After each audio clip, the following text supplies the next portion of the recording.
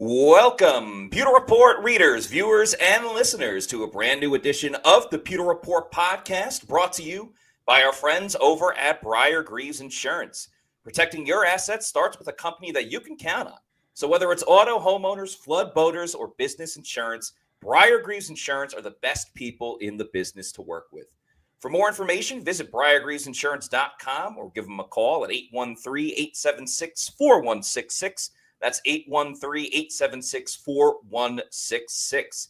It is a Monday edition of the Pewter Report podcast. Hope everybody had a fantastic weekend, whatever it is you are doing. And of course, we got the 4th of July coming up this week. So hopefully everybody's in a good mood for the celebration of America. We got a fun show coming up today. We're going to talk about the X factors for the Bucs in this upcoming 2025 season. Who could tilt the Bucs in the right way, in the championship direction that we all want to see this season? Got a couple of candidates on offense and defense that we are going to talk about.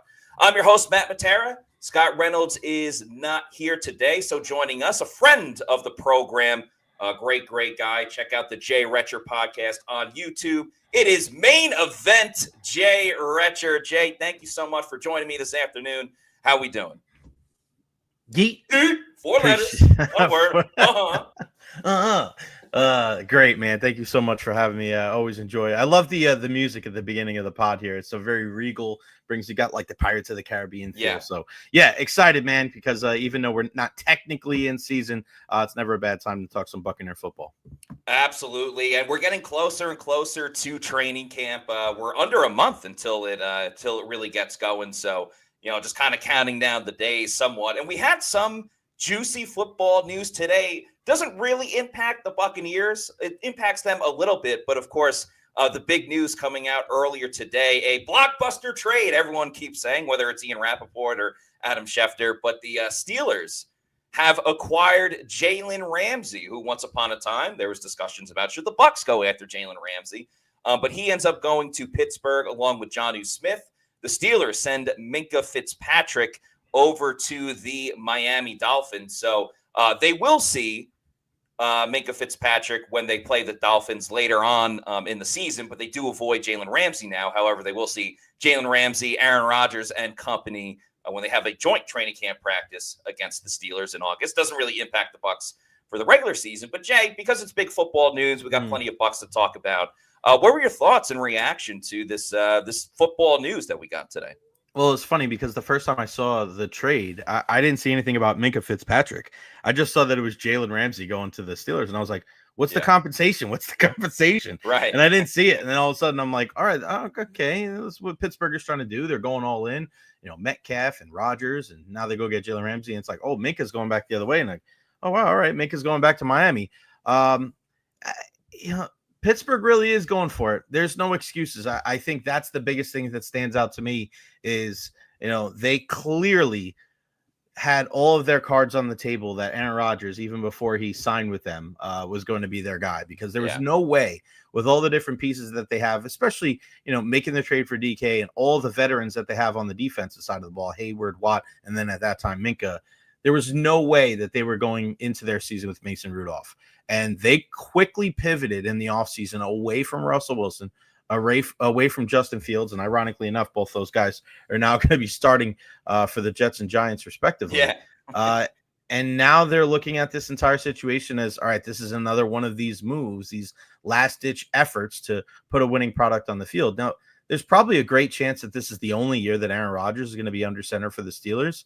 Yeah. There's no more excuses. And this is fascinating because I think Mike Tomlin is one of the most intriguing spots in all of professional sports, because there's no doubt if Mike Tomlin leaves Pittsburgh, he probably would be on the sideline the least amount of time out of any coach we've ever seen, because of the respect that he has around the league, amongst everybody, players, coaches, front office personnel.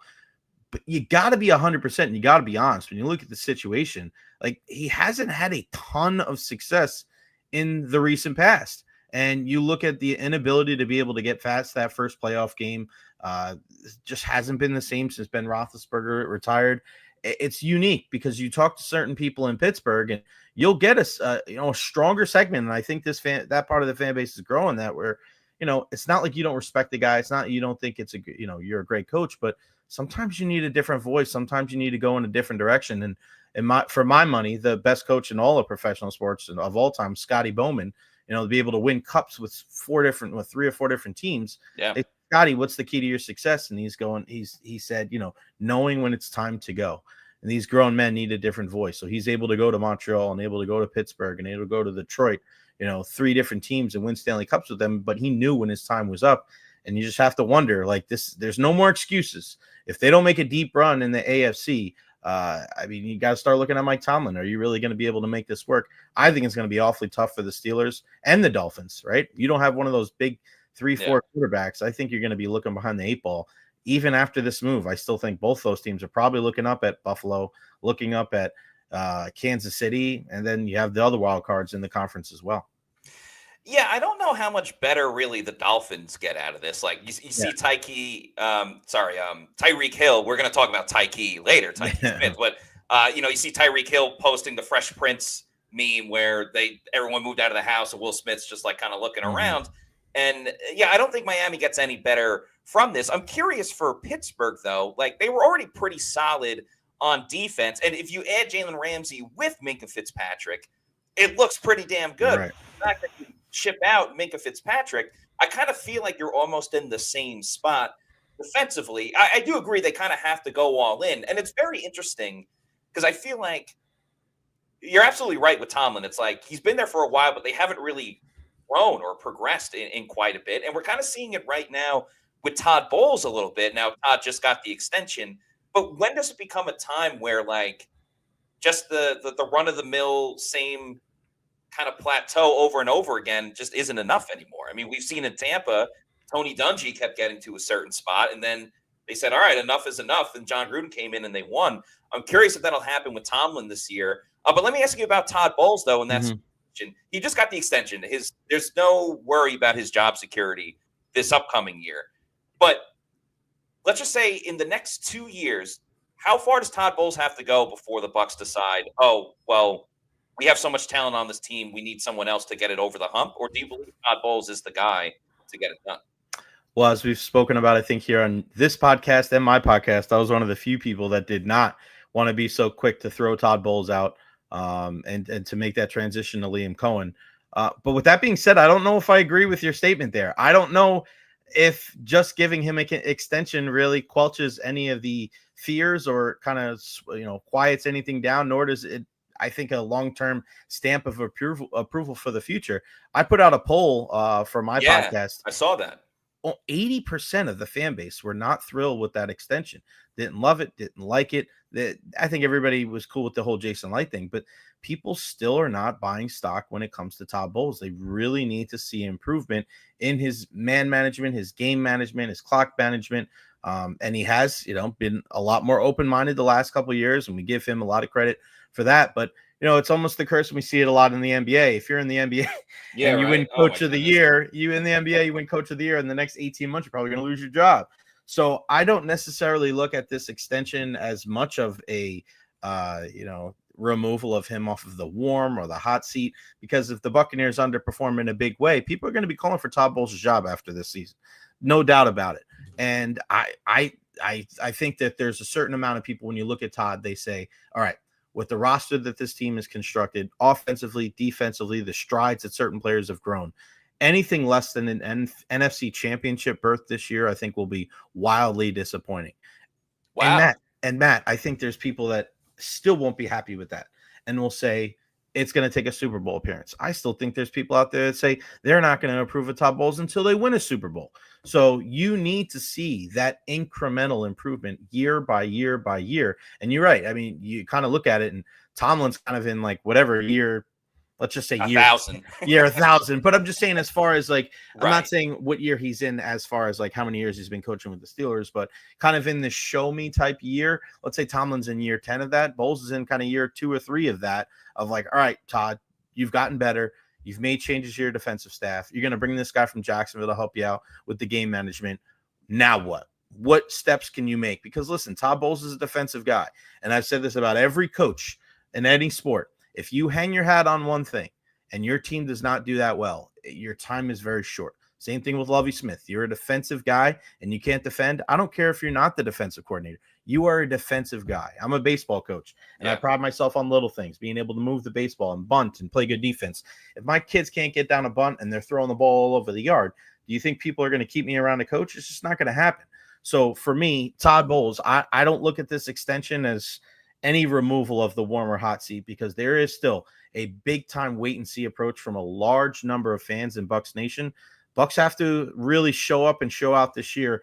And like I told you, there's still, even if they go to the NFC Championship, even if they go to the Super Bowl, there's still people that are going to be, not Todd Bowles fans.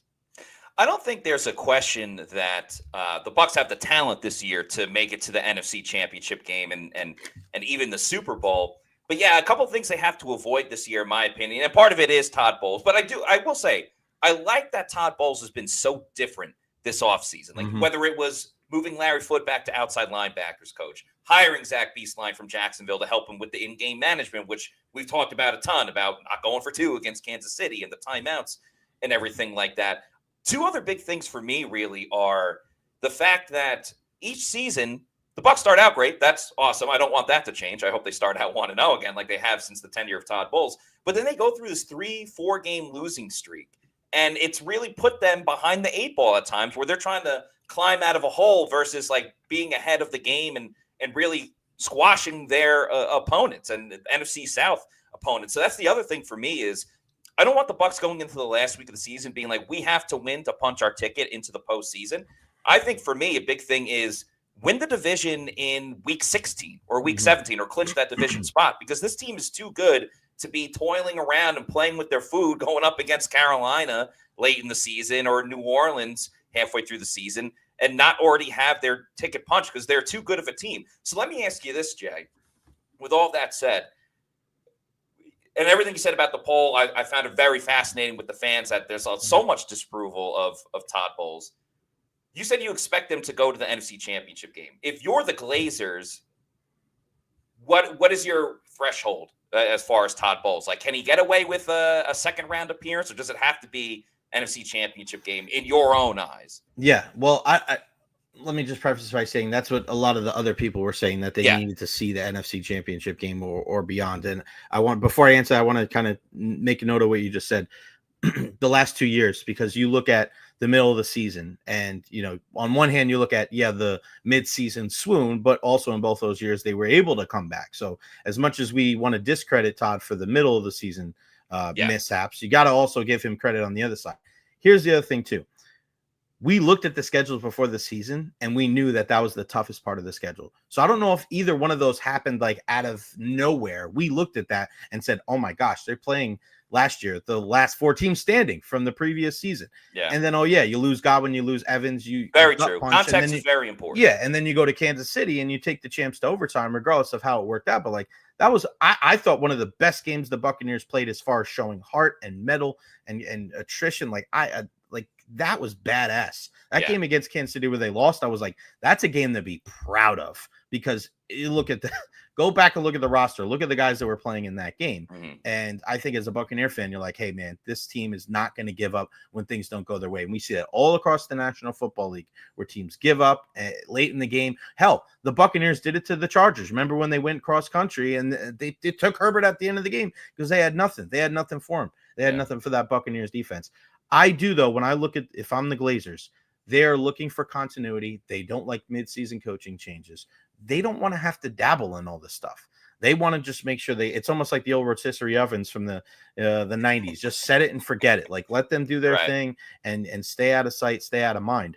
But I do think they want to see progress. And I think an NFC Championship game appearance is where they need to be. And I think so too.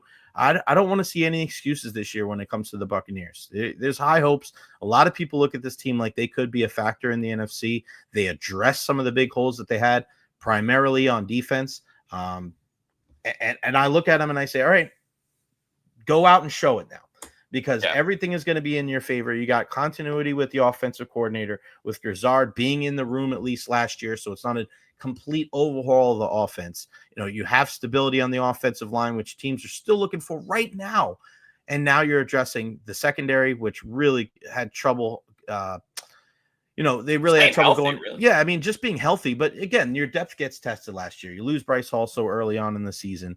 And then after those guys, with Dean and McCollum not being 100% the entire season, you start looking at the Hayeses of the world, and you're like, these guys are, middle end of the season. You're looking at guys that should be standout special teamers, and they're your guys, guarding the wide receiver ones of the other team.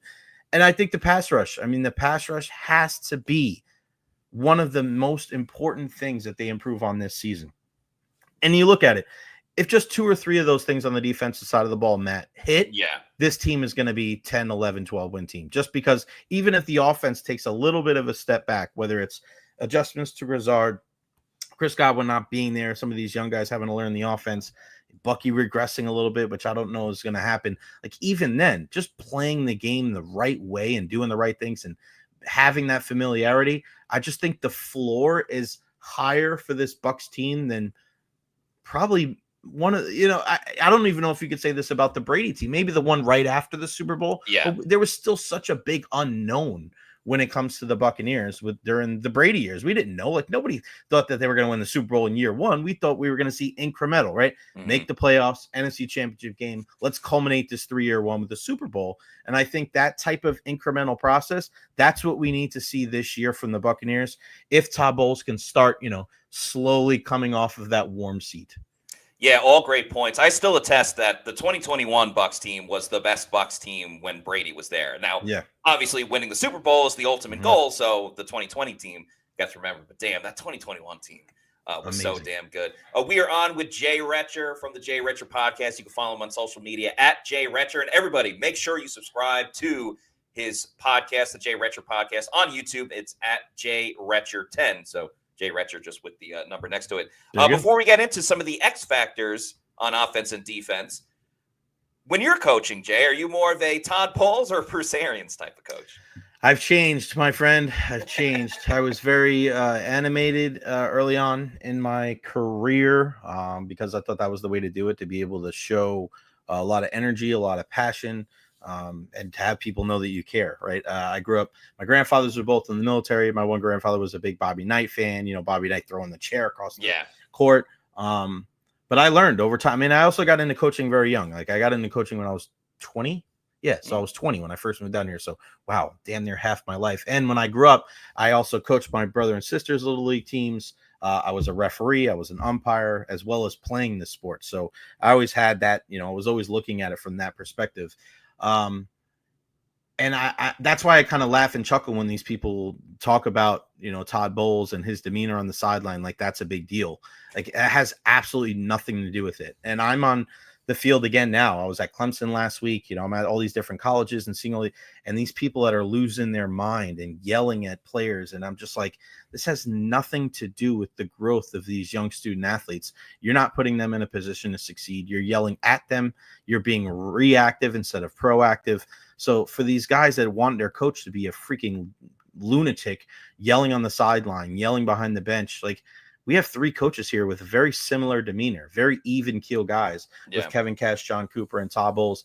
They're well-respected coaches, even more important, well-respected men, leaders in our community, and guys that are pretty damn good coaches. So I've I take a lot more pride into, my dad always said, don't be reactive, be proactive, kind of taking some notes and being able to talk to people on a different level. Because the one thing that I think a lot of people have, a lot of people's knowledge are the same, right? I don't want to say same, but when you get to a certain level, whatever level you're at, high school, college, pro, like, there's a similar knowledge across the board for people that are at that level. But to me, what sets people apart are their ability to communicate, master levels of communication.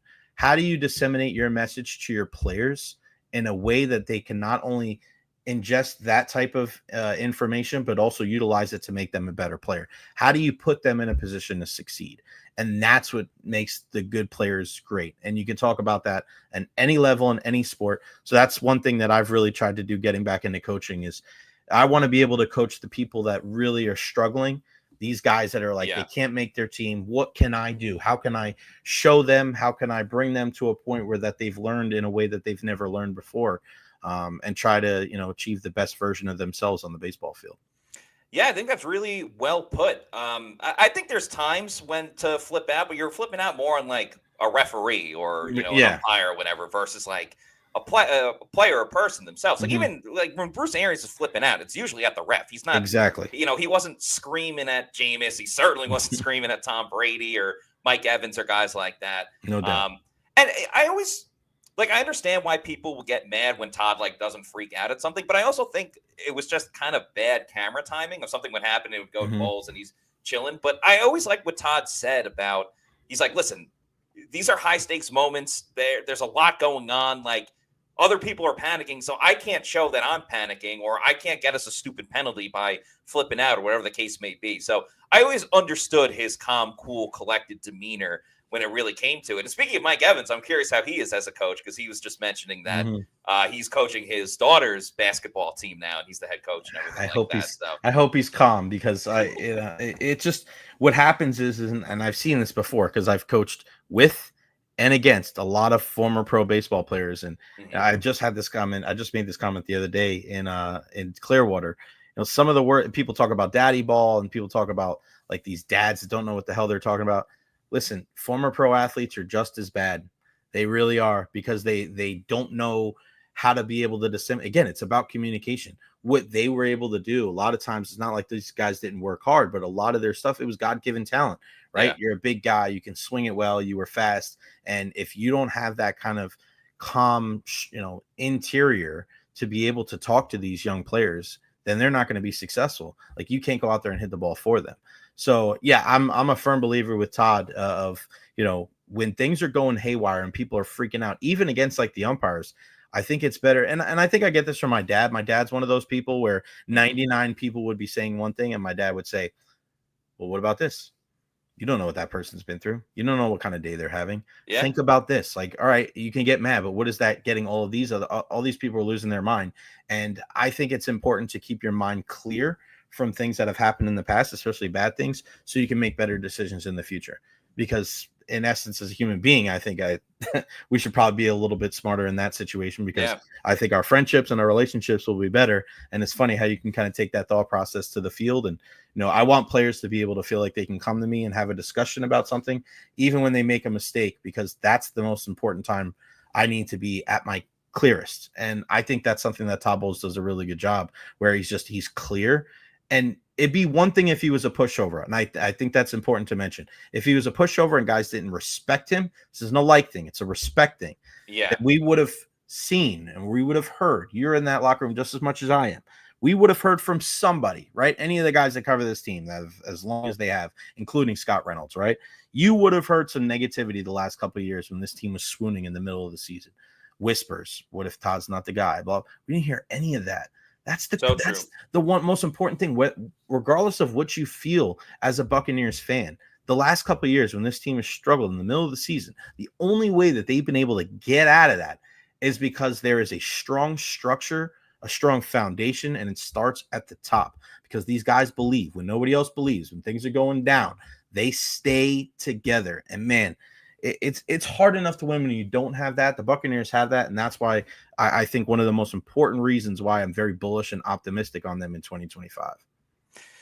Yeah, there's a reason why they say cooler heads prevail. And you're absolutely right, Jay, because over the last 2 years, I remember several times where players would get ahead of it and be like, listen, we're not pointing the finger at everybody. Like, it's on all of us to get out of this, not just the coaches, not just either the offense or the defense, even though last year clearly was the defense. But regardless of that, nobody played the blame game with each other, and that's why they were able to go out and succeed. So, yeah, I think within the next 2 years, we need to see an NFC Championship game appearance to truly feel good about Todd Bowles. But I still think, regardless, the Bucs are in a really good spot going into this year. Let's talk about some of the potential X-Factors going into the Bucs season, some players specifically.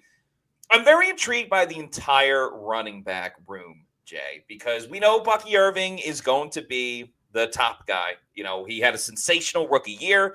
Rachaad White, there's a lot of, intrigue and questions going into the season. Is it his last year with Tampa Bay? How much more can his role improve? How will it adjust with Josh Broussard coming in as the offensive coordinator. He was obviously here last year. He knows all the personnel. And then there's the curious case of Sean Tucker. Now, we got to remember with Josh Broussard, he came from Miami before he was with the Bucs, where, Miami, obviously we all think of the great wide receivers with Hill and Waddle and all that stuff, but they also found tons of diamonds in the rough with their running back rotation, and they would rotate guys in and out, which leads me to believe that Sean Tucker may have a little bit more of a role in the running back room than maybe he did in previous seasons. Now, we all know his story as well. He was an undrafted free agent because he had a heart condition and probably would have been drafted if it wasn't for that medical red flag. But it is what it is. He comes on as an undrafted free agent for the Bucs. And then, his second year, he had that big game against the New Orleans Saints, NFC Offensive Player of the Week. So what are your thoughts, Jay, on the Bucs running back room, but then Sean Tucker specifically? Because I think it goes more than just this year. Because if Rachaad White is out after this season, there's a big opportunity for Sean Tucker to prove, hey, I am a guy that you can rely on for at least the next 2 seasons when he's under contract, where, yeah, Bucky's the guy, but we feel just as good about Sean Tucker if he needs to step up into that role. Yeah, I'm glad that you said that about Miami, because I remember having this conversation about Achane and Raheem Mostert, and you're wondering like who is going to be the guy that you were going to play in fantasy. And the right answer for a couple of weeks there was both. Just put them both in there. If you got them both, why not? But let's not forget they drafted Jalen Wright out of Tennessee in the 3rd or 4th round, the 2024 draft, and people are like, man, we can get this guy going. Now he's obviously bumped up the depth chart there in Miami. I don't say things just to blow smoke. I say things just because I look at things maybe a little bit different than others. I look at this position and I am looking at Rachaad White, because Bucky Irving in his rookie year had 3 different injuries. And that is something to be cognizant of, right? You have to be aware, regardless of, do I think Bucky's a bad running back? No, I think he's awesome. I think he's amazing. But you don't get healthier as you get older in the National Football League. And in year 1, for him to kind of pick up some little nicks and bruises here and to get 3 different types of injuries, I mean, you have to understand what you're looking at in this scenario. He's not a big guy. He runs tough as hell. So do you think he's going to be scot-free, completely healthy for a 17-game season? I can only judge him from what I've seen last year. I don't care about Oregon. Give me year 1 with the Tampa Bay Buccaneers. So now you're telling me that a guy that was not the number 1 running back from the start of the season, that picked up 3 different injuries, is going to get the lion's share of the load this year, and he's going to be healthier than last year? I mean, Matt, would you bet your house on that? I don't know if that's necessarily a smart thing. I don't want to put that into existence and be a negative Nelly here, because you guys know that's not my thing. We just had a discussion about optimism, right? Looking at the bright side of things. We did. But realistically, right? As much as we look at Rachaad and, okay, he's not that home run back. He's not a Saquon. He's reliable. He's reliable as hell. He's the guy that catches the ball out of the backfield. This is the guy that helps in pass protection, and he's a decent runner, right? I actually think that the strength of Rachaad White is more of a 3rd down back, right? For him to go out there, and he's going to be a guy that's going to be able to catch 4 or 5 passes a game. If he only runs for 37, 38, 45 yards as your backup tailback going into the game, I'll take that. I'll take it, 80, 90 combined yards rushing and passing with a guy that I know is going to be in the right situation, and know that's going to be out there. So don't sleep on Rachaad White in 2025. This guy has a lot to prove. We know that he is a dude that has a ton of belief in himself. It's amazing what 1 year does, right? We were excited about Bucky last year, but remember, Rachaad White was going on like the Rachaad White World Tour last year. Yeah. In front of everybody, right? He was a media darling because he had that belief in himself. And if you know Rachaad and you know him, he didn't do that because he was like cocky. He didn't do that because he was, I'm bigger than everybody. He's trying to play the game.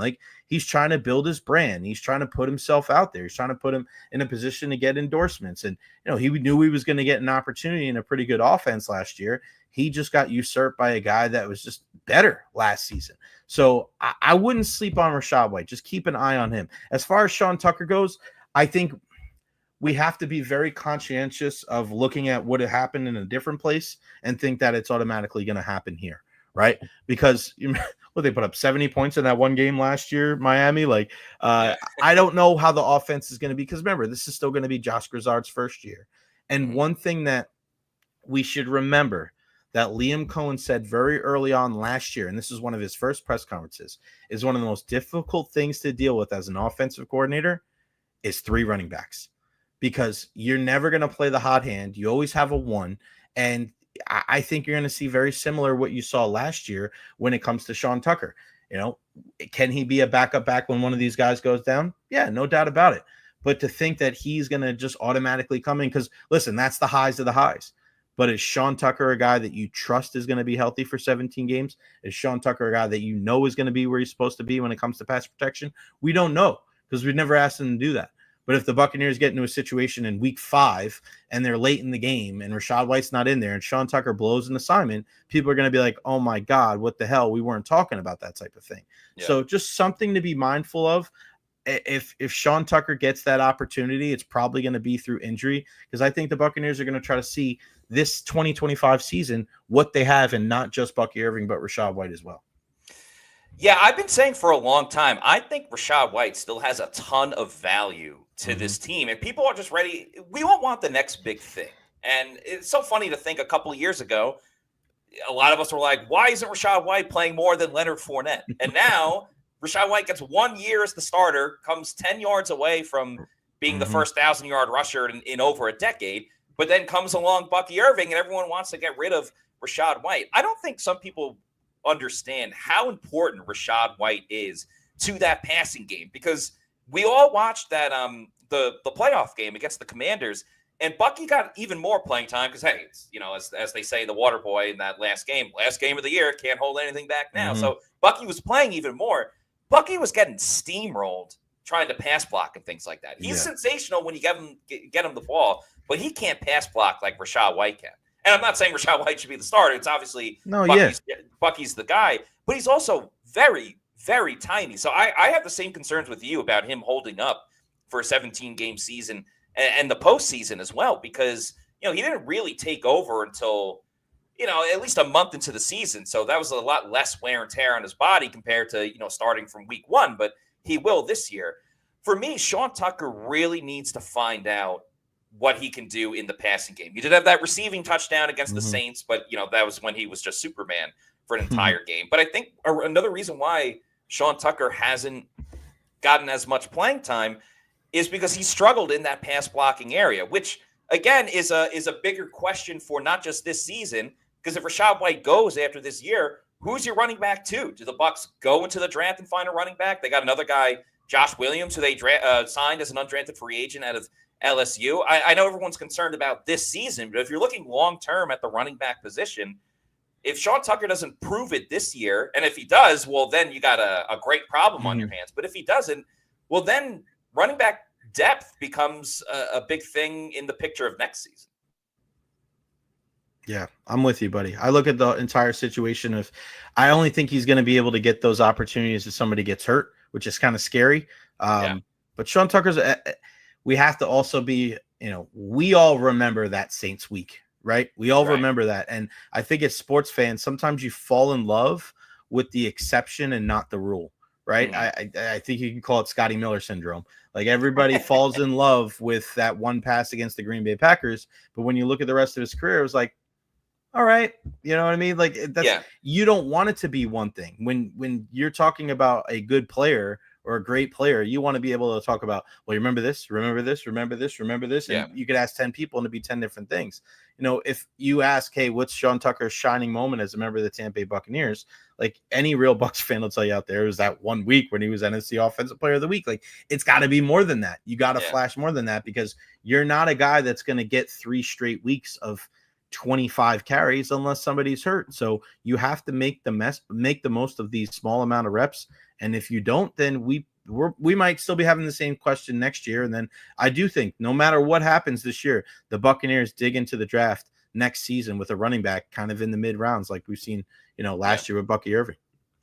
You're saying people aren't going to remember his 1-yard touchdown run against the Giants? Come on. What a terrible game for the Giants. What an awful Yeah. game that was. Yeah, that was pretty bad. Jack M. Caraco says, Rachaad White looked in awesome physical shape for the OTAs and has a positive attitude. I agree with Jay.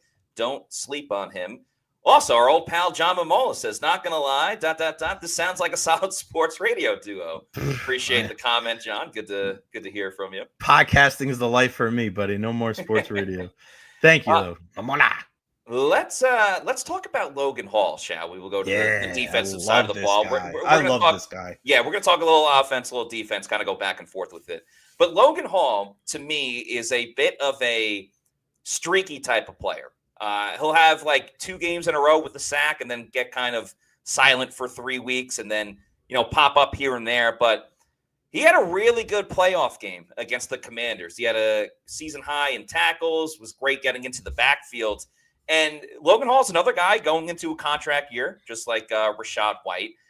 If he can tap into, the playoff game that he had against the Commanders, that just makes the Bucs defensive line that much stronger because we know what we're getting with Yaya Diaby out on the edge. We think we know what we're getting with Hassan Reddick on the other side of the edge. And, of course, Vita Vea, Kalijah Cansey are all fantastic at what they do. But Logan Hall, I think, is one of those, not secret weapons. He's been in the league long enough. But as the title says, an X factor of a guy that if he can tap into his potential, he's going to make himself even more money, whether it's with the Bucs or with another team, and really elevate this defensive line that can do some special things this year. Your thoughts, Jay? I am one of those guys that I look at Logan Hall and I look at a guy that, they say is 6'6", 283. And he reminds me of a guy that is no longer here with the Buccaneers as 6'6", 281. I think Logan Hall is the perfect replacement for a guy like Will Golston. Learned from Will the last couple of seasons. I'm never going to look at Logan Hall and look at his sack totals and be like, wow, that is the difference. That's not his game. That's not going to be his game. If he gets 4 or 5.5, you want to see what you saw last year. 4 or 5.5 sacks? Yeah. That's what you're going to get. If you're hanging out and you're trying to be like, hey, Logan Hall, he's good. If he doesn't get 10 sacks, he's terrible. That's not the point. That's not going to be his game ever. So Bucs fans can keep waiting. That's why you got Hassan Reddick. That's why you have Braswell and Yaya and all these different guys. Logan Hall is the new version of Will Golston, and he's going to be able to stop the run. He's never going to be in the wrong place, right? If he is, people are going to show me it. Oh, yeah, look at this play. Very small amount of times Logan Hall is going to be out of position, and he is a consummate professional. This dude says all the right things. He does all the right things. He's available. I think last year he found his niche with this team. I mean, it's hard. I don't know if you can have really when you're a team that struggles rushing the passer. I think it's hard for you to be able to have 2 guys that are like that because it's kind of redundant. It's like a redundancy on the defensive line. But now Logan's here by himself. He's going to get those reps, and he's going to be that guy. Early downs, he'll be out there. Try to run the football on on Vita Vea, Kalijah Cansey, and Logan Hall. Oh, yeah. Good luck. That's what you want. You want to be able to stop the run. And as much as we talk about the pass rush, as much as we talk about the secondary, let's not forget when this Bucs defense is at its best, it's making sure that they stop the run on early downs. Yes. When they can do that and they make the opposing offenses one-dimensional, then those guys can pin their ears back and go from there. So I really like Logan Hall. But it's all about how you manage your expectations as a Bucs fan when you're looking at him. Don't expect him to be a 10-sack guy. Expect him to be out there 17 games, get 4.5, 5.5 sacks, stop the run, and just be available. I really like the guy. And I think it's important to point out he doesn't typically play third down in those pass rushing situations. So exactly. It's a little bit stacked against him with if you're looking strictly. It'll always be from it'll always be, you know what I mean? He's never going to be that. And there's nothing wrong with that. Right. And we were just having this conversation about Bucky and Rachaad White. It's you have to realize the best teams in sports find guys and find the roles that they're supposed to play in, right? Yeah. There's certain guys that are only situational pass rushers, right? There are only guys that are in basketball, 6-man that come off the bench. They're never going to be defensive players, but coming off the bench as a 6-man and lighting it up, right? I mean, nobody's expecting Josh Hart to deal with the basketball the entire time, right? And Josh Hart expects the basketball. But you know what I'm saying? Josh Hart is a guy that's going to do everything. that's his thing. Like, but you don't know that. You have to go through a couple years. Are you a starting shooter? Are you guys that are staying to the outside? No, you're a guy that's a rebounder, ironically enough. Like, you have to find your niche and what works for you. And I think what 2024 showed us is that the Buccaneers kind of found a home for what Logan Hall does well. And I anticipate him to be a steady Eddie, like we see with a guy like Anthony Nelson. That's another great example. Anthony Nelson's going to be your 4th or 5th pass rusher. That's fine. Like, you need a guy like that that's going to be there, be available, rotate in, play a certain percentage of snaps, and then make plays every once in a while, like we saw against Carolina last year. So I got no issues with Logan Hall. I think he helps with the depth of this Buccaneers team. I think they could do a lot worse. I just think he's a really good player and a really good dude. I think sometimes we get spoiled too, where he was a 2nd-round pick, but he was the Bucs' first pick of that year's draft. And when you see like immediate success from Tristan Wirfs and Antoine Winfield Jr., that in 2020 when they got drafted, or the way Bucky burst onto the scene last year as a 4th-round pick, you almost expect every single person that gets drafted to be like this sensational player. But there's a reason why there's a Hall of Fame and there's the Pro Bowl and stuff like that, and that's why Vita Vea and Elijah Cansey are here, because they're able to do that. So yeah, I think it was well said that he's the perfect role contributing type of player, as Robert Jackson 2700 says. Buddy. Consummate professional summed it up, and Tim Witherspoon said, "Did Golson finally retire?" He did not retire. The Bucs didn't re-sign him. I doubt that they will. So who knows? Maybe he'll wait a little bit, see if he can sign on with like a playoff contending team. But he is not officially retired as of yet. But we love Will Golston. He is not a Ring of Honor guy, but I've always said he's the type of guy where, like, they'll show him at Raymond James Stadium, maybe a video highlight package, and everybody can stand up and give him a standing ovation. That's how I feel. Super Bowl champ. Exactly. One of the most games played in as a Buck in team history. Problem is, he came in like right around the same time as Levante. We'll always get that.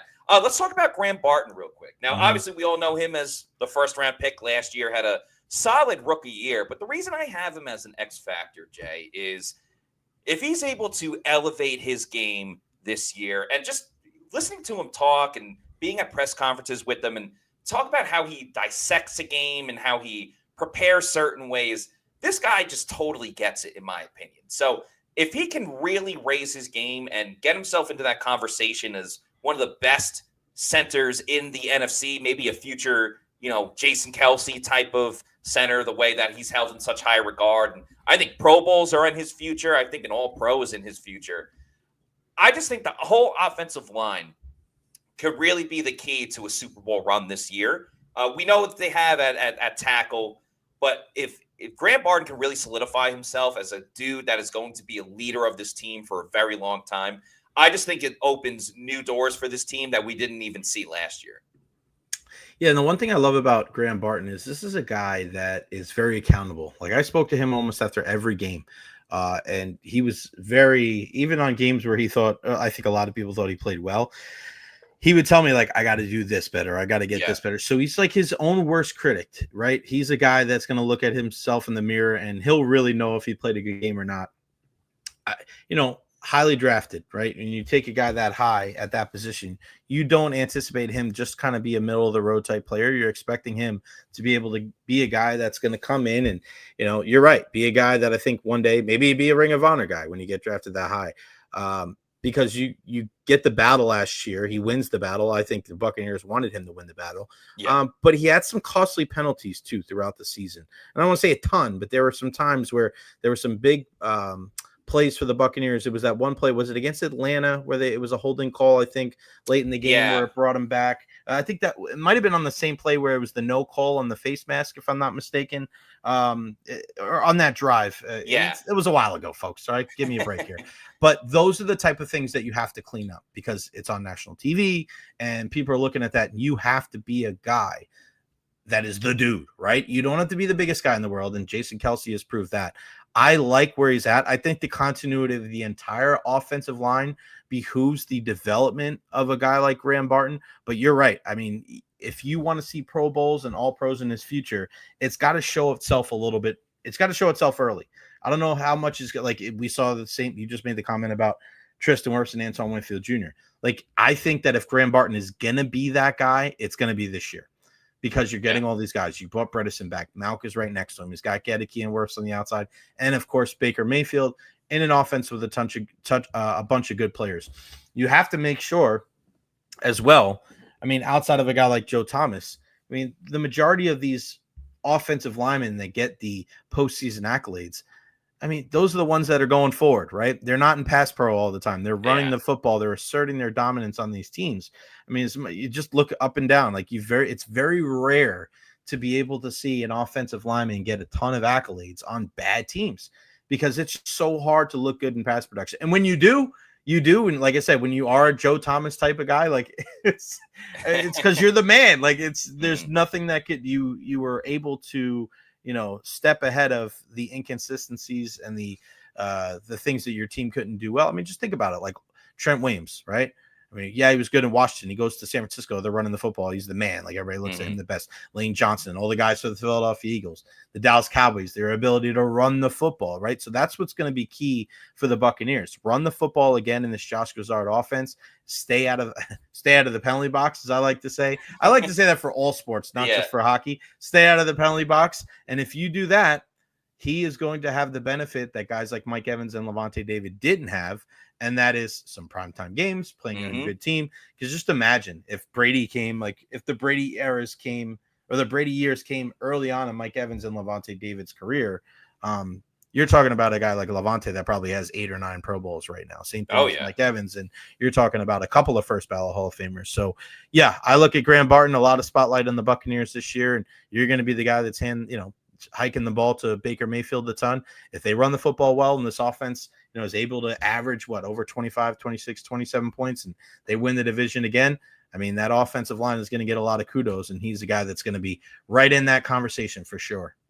No doubt about it. And especially with the offensive lineman, it feels like there's this inner circle and threshold. And once you're in it, you're, almost a household name to NFL fans. Tristan Wirfs is certainly in there. There's no doubt he's in there. Penei Sewell, Lane Johnson, Trent Williams. But it's very difficult to get in there. But I think eventually Graham Barton can. It's tough to do it in 2 seasons, but I think he has the potential to do so. I can't. Yeah. So real quick, I just wanted to piggyback on that. You have to, for certain situations like that, and I said this about like defense and hockey, sometimes it's hard to be able to get in those conversations when you can't put a number to it. It's easy to kind of tell who the best pass rushers are because you just look at sacks, same thing with receivers and running backs. When you look at the offensive line, when there's not a ton of numbers that the casual fan can just put to a player like that, you have to get in the conversation to become the conversation. So when that happens, that's why you see a lot of kind of, repeat winners on the offensive line. And that's why Tristan Wirfs is just racking them up. So if you can get in that conversation, man, you become that conversation. And unless you do something really, really bad or your team just falls off a cliff, you're probably going to be in that conversation for the rest of your career if you can keep up that play. Very, very true. It's also to have an important conversation at this time of the year because it's hurricane season. You want to make sure you have the right insurance across the board, whether it's auto, homeowners, flood, botus, or business insurance. There's nobody better to work with than Briar Greaves Insurance. If you're a longtime podcast listener of the Pewter Report podcast, you probably remember the late, great Mark Cook talking about Briar Greaves Insurance. Pewter Report's Scott Reynolds has been a Briar Greaves customer for years, and there simply is not a better insurance company in the Tampa Bay area. So visit BriarGreavesInsurance.com to see for yourself. Briar Greaves Insurance is family owned, and their main goal is helping people. They want to help people find the right insurance policy for you and your family. Whether it's home or auto, boating insurance, or business insurance, turn to Briar Greaves and find out why their personal touch and customer service sets them apart. Visit BriarGreavesInsurance.com today. That's Briar, B-R-I-E-R, Greaves, G-R-I-E-V-E-S, or call their office today at 813-876-4166. That's 813-876-4166, and tell them that Pewter Report sent you. So shout out to our friends over at Briar Greaves. We're on with Jay Retcher. Follow him at Jay Retcher. Also want to give a shout out to our Pewter Platinum members. Thank you so much for your support of PewterReport.com. So thank you to Scott Federico, Rachel Gordon, Noah Parr, Scotty J, Dave Anderson, Hezo813, Ash Fishpool, Joel Elrican, Sam, John Dale Morris, Zach Brannikin, RP89, Eric McMillan, Connor Four Reels, Kevin Thomas, Mario Thomas, Zach Jarvis, Leighton Carter, getting ahead of myself now. The guy is gifted, one of our favorite names, and Brandon Riley. We appreciate all of your support of Pewter Report TV and the Pewter Report podcast. We also have some Premier Channel members. We'll let that go on the ticker below. But thank you, everybody, for all of your support. Got a couple super chats to get to. Nice. So let's get that rocking and rolling. Starting with Mike Wells. Thank you for the $10 super chat. It says, awesome Monday show, guys. Training camp participation is high, but I got 2 X factors for the season, and it's J-Mac, Jalen McMillan, and also Logan Hall. Really think we're going to see big things from those two. So we already spoke about Logan Hall. I know we said we were going to go offensive defense, but hey, if you super chat us, we'll talk about the people you want to talk about. Jalen McMillan, I think, is another guy that's going to have an intriguing season if we're looking at storylines going into this year, because he had a banger of an end of the season, but could not have been colder at the beginning. But it's not how you start, it's how you finish. But of course, Emeka Egbuka is in the mix now, and he's a guy that can really play everywhere, can line up anywhere. But for McMillan, he's more of a guy that kind of lines up to the outside. So I'm curious how you think this battle is going to go for wide receiver 3. And does Jalen McMillan get lost in the shuffle, or can he be as much of an impact player as Emeka Egbuka will be this year? I mean, think about it. When you look at this situation with Jalen McMillan, he's kind of in the same spot this year that Trey Palmer was in last year, right? Mm-hmm. You look at the same situation where everybody was looking at this young wide receiver. What kind of impact is he going to make? And there was a big discussion in training camp. All right, who's wide receiver 3? We know it's Evans. We know it's Godwin. Is it Jalen McMillan or is it Trey Palmer? Back and forth. We know what they can bring. Everybody looks at Jalen McMillan. Okay, what happened there at Washington? Playing with Adunze, playing with Polk, playing with Devin Culp, right? With Michael Penix Jr. slinging the rock there. And he really asserted himself well as the year went on. He made the most of those opportunities when those guys went down and, man, finished the season with a real bang. Now he's got an opportunity to go and show, hey, in year 2, I'm going to be an even better version of myself. One thing that I saw last year, and I know people have talked about him being sure-handed. He does have, and I don't know if this is just something that happens in camp or practice, like he's got a case of the dropsies every once in a while too, which is kind of weird because this is a guy that at times when he really sees the ball into his hands, he's like, I guess we've said this about Mike his entire career, right? Because Mike, I don't know if everybody loves Mike Evans. I don't know if anybody's ever called him sure-handed though. It's kind of weird, but it's okay. We love Mike, and he's going to make a lot of catches that nobody else is going to make. And I think Jalen might be a little bit like Mike in that situation where they're going to make a lot of tough catches. They're going to be able to run any routes, but every once in a while they're going to drop a pass. You're going to be like, damn, man. Emeka Egbuka is kind of like a guy like Chris Godwin, where it's probably a little bit less of a flash, but more of a consistency. And we go back to the whole Chris Godwin conversation too, right? What happens with him? Does he start week 1? He's going to be the guy I think that people are going to be looking at day 1 in training camp. Where is he on the field? Is he going to be with the team? Is he going to be practicing off to the side? Yeah. Is he going to be taking apart an 11-11, 7-on-7s, 9-on-7s? Like, where is Chris Godwin going to be? Because I think the longer it's going to take for him to get up to speed, the more of a chance that we're going to see, all right, it's going to be Evans, Egbuka, and Jalen McMillan. And regardless of what order you want to put those last 2 guys in, they'll start with J-Mac, just like they did last year, and kind of start with the Trey Palmer and kind of give him the inside look. That's what Todd Bowles does with this team, right? It's very, he may have the rookie start the season, right? But it's going to be a battle, at least in the beginning of training camp, right? He's going to give a little bit of a back and forth, and he's a guy that's almost loyal to a fault. That's what some people really ridicule a guy like Todd Bowles for. So when you're looking at the wide receiver position, you're looking at a position that you deal with in numbers. So you don't necessarily have to sit one guy to play another guy. But yeah, I think this is a very big litmus test for a guy like Jalen McMillan. Last year, when there was no pressure on you, really, it was kind of like up to you to kind of show the world what you're about.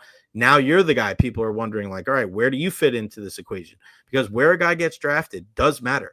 Like, he's a first-round pick, Emeka Egbuka. So the Buccaneers, they think he is a long-term answer for this team at that position, long after Mike Evans and maybe even Chris Godwin is gone. So it's up to Jalen McMillan to put his best foot forward and starts the first day of training camp, making sure he takes care of the football, running the right routes. And I think versatility is going to be the key. Not knowing what Chris Godwin's status is for week 1, Matt.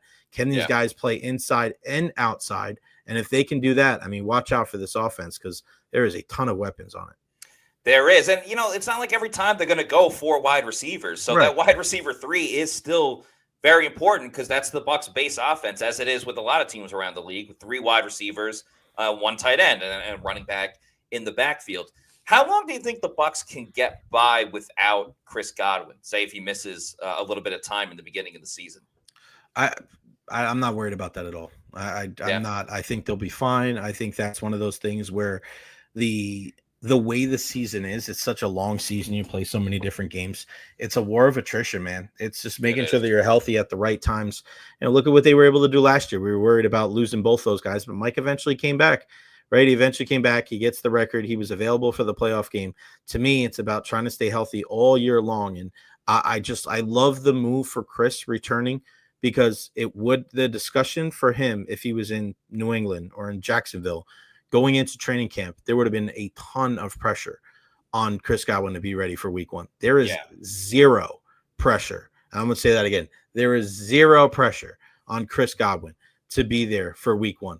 If he's not ready, he's not ready. The Buccaneers have other guys that can be there and other guys that can do the job. Even their depth guys, when you go farther down, when it's a Sterling Shepard or a Ryan Miller, or Cam Johnson or Raheem Jarrett, or, even if, Trey Palmer stays around. What's Tez Johnson, right? Like, think about it. This is one of the deeper position groups that they have. So there's just no reason to rush him back, knowing he's probably not going to be 100% the first week he suits up anyway for the Buccaneers. So take your time. I think that benefits Chris Godwin in his own personal individual career and the team. And that's why Jason Light making that pick of Emeka Egbuka, even though he says it had nothing to do with Chris Godwin, even if it's just a byproduct that it was a fail-safe, right, for the Buccaneers in case, a contingency plan for Chris Godwin. I mean, that's what good GMs do. Good GMs, you find a way to almost kill 2 birds with 1 stone. All right, we don't necessarily we're drafting best player available. We're drafting a guy that's a pro, but we're also drafting a position that doesn't have big question marks, but has small question marks and kind of figures out where our again, going back to the role discussion, where our guys fit in when it comes to their roles. So I have zero concern about Chris Godwin. I think he'll be out there when he's ready. And I think the Buccaneers do a great job of, taking their time and not rushing him back too soon. Yeah, this is way different than when Godwin had to come back in 2022. Like that entire offense, let alone the receiver room, looks so different compared to what it is now. And that's a huge credit to Jason Light, because whether it was wide receiver or, the secondary, which we're going to talk about in just a second, there's really nowhere on this roster where it's like, wow, this is like really, really thin. Maybe at safety after Antoine Winfield Jr. and Tyke Smith, but besides that, there's really no excuses for Todd Bowles play calling, for Josh Broussard play calling, even though he's a first-year guy, because they have answers pretty much everywhere. And there's 2 more players I want to talk about. We can combine them together because they play in the secondary. But that's Tyke Smith and then rookie Jacob Parrish. Now, Tyke is going from playing in the slot to starting at safety next to Antoine Winfield Jr. So I just think he's another example of, a guy that can really take the ball away for the Bucs where they didn't have any last year. I mean, Tyke Smith tied for the team lead in interceptions and forced fumbles as well. And then Jacob Parrish, I mean, he's already made some noise, had some interceptions in rookie minicamp and mandatory minicamp, and has the speed where I think he may end up being the top nickel guy for the Bucs this year. We might see a little bit of a rotation depending on the personnel of the opponent. But your thoughts on Tyke Smith and Jacob Parrish? I'll start with Jacob Parrish. We have to be very careful putting a lot of expectations on rookie players, and especially guys that are mid-round picks. Because again, we look at Bucky Irving.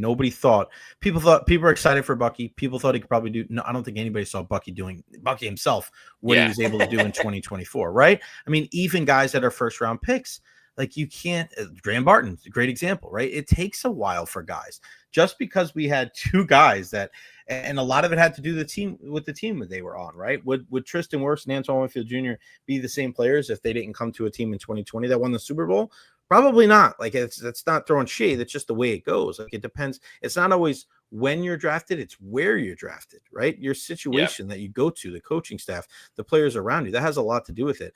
I would be very, very hesitant to pencil Jacob Parrish into a guy that's going to be starting week 1 as the starting nickel. Will he end up that way? Maybe. I think everybody's hoping so, but calm. Pump the brakes. Pump the brakes on Jacob Parrish, right? I think long term, yeah, that's what you want.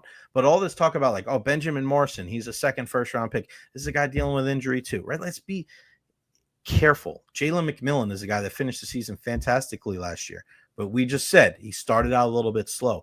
Getting used to the pro game is a huge adjustment, even for first round, no doubt, can't miss prospects.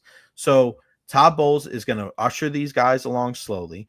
And I think it's important to kind of just not put everything on Jacob Parrish too soon, because what happens if you do start him and he gets burned in week 1 and week 2 and week 3, and then his confidence is lost for the entire season?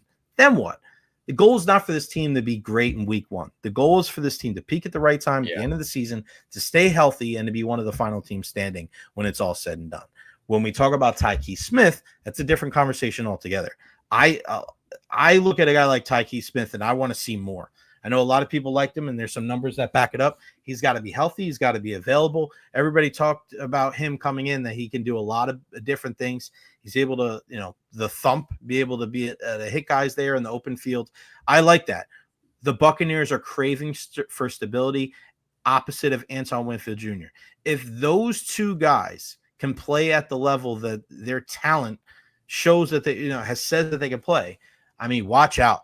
Because Antoine Winfield Jr. is such a difference maker. Like, this is a guy that's an NFL, you're talking about Defensive Player of the Year candidate, with the way that he not only makes turnovers, but they're game-changing plays. Like, it's not just a turnover on a 3rd and 17 that a guy lofts down the field that is almost acting like a pseudo punt.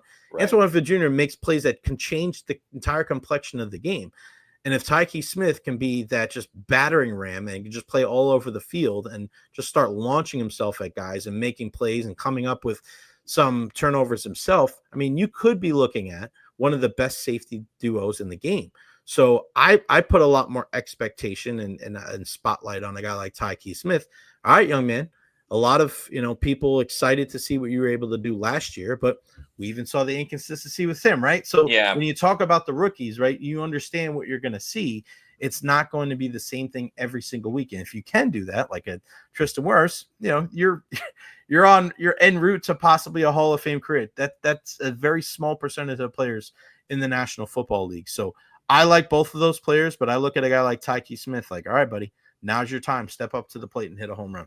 I think staying healthy and available for a full season is important for Tyke. Yeah. That's always tough with concussions because, it's football. You're going to be in some, tough situations. So I'm not going to be like, oh, he's got an injury history the way that, like, Jamel Dean has an injury history. But I do agree with you, Jay, in terms of if Tyke Smith – I mean, there's a reason why Todd Bowles last year was like, I'm very comfortable with him, like, playing a lot of playing time, like, early in his career when he was a rookie.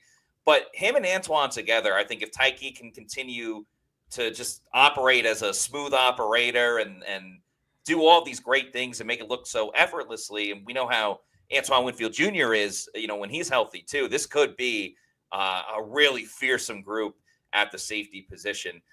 Real quick, got to talk about walk-ons.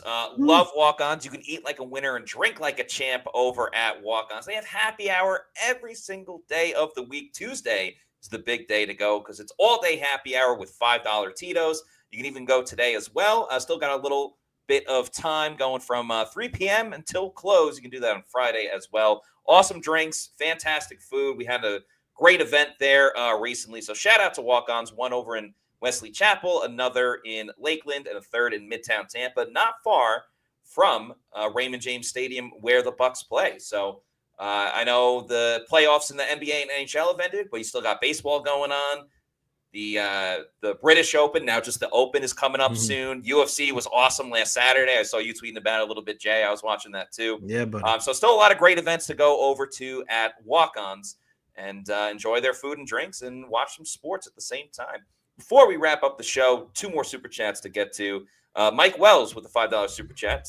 Thank you, Mike. Says, also really hoping to see big things out of Cody Mauch this year. I really believe he will be a top 10 guard this year. He's improved year in and year out. I love when he gets to the second level. That's my favorite part of Cody Mauch's game. He'll get in your face. He's athletic. He can move. I think this offensive line can be certainly a top 3 offensive line. I think they'll give the Eagles a good run for their money to be the top unit. Yeah, I like the determination of Cody Mauch. I mean, he's the one guy that I look at and go, if there's one guy that may be out of position at times, it may be Cody Mauch. So he's a guy that has to just incrementally get better and better as the year goes by. But you can't teach that nastiness, that dog mentality. So, I mean, you kind of live with some of the shortcomings at times with him. But yeah, again, another year, continuity with that offensive line. I got no issues with Cody Mauch at all.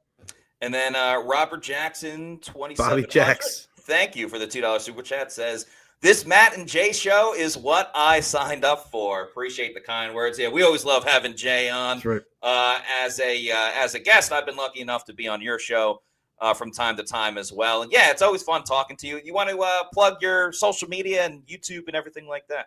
Yeah, thanks, man. Facebook, YouTube, Twitter, Twitch, TikTok, Instagram, @JRetcher. Like and subscribe to the channel. The Jay Retcher podcast live every day at noon. I wasn't live today. We had some technical difficulties, but back tomorrow at noon. But yeah, I'll be on probably tomorrow, Wednesday, maybe Thursday. It is 4th of July weekend, so I know a lot of people are on vacation. And I'm actually going to be off a lot of July. I'll be traveling for 3 weeks coaching. So wow, I'll be in Alabama, in Hoover for a week, and then in New York visiting family, and then North Carolina for a week as well before I come back and get ready for training camp. So training camp's going to be a lot of fun. And again, just follow me on all social media platforms @JRetcher and support all of our local folks here covering sports, including our great pals at Pewter Report. Always a fun time. I had Adam Slavon on the first time. I popped his cherry coming on to the program last week. It was so great to have him on because I feel like I've had everybody. Did I miss anybody? Bailey, Capo. Yeah, Scott, myself. Scott, yeah, I think old school dipping into the reservoir. I had John Ledyard. I've had Sycamore on. So yeah, you've hit the Pewter Report home run. I gotta find Taylor Jenkins at a King High baseball reunion show, and then you definitely should.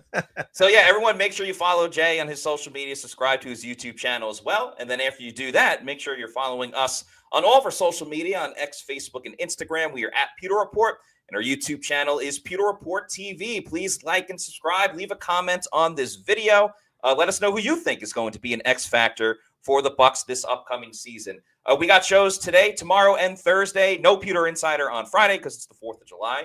But yeah, we got plenty of content coming up. So that'll do it for us on today's show. For Jay Retcher, I'm Matt Matera saying thanks everybody for watching. We'll see you tomorrow at 4 p.m. for another edition of the Pewter Report podcast. Out.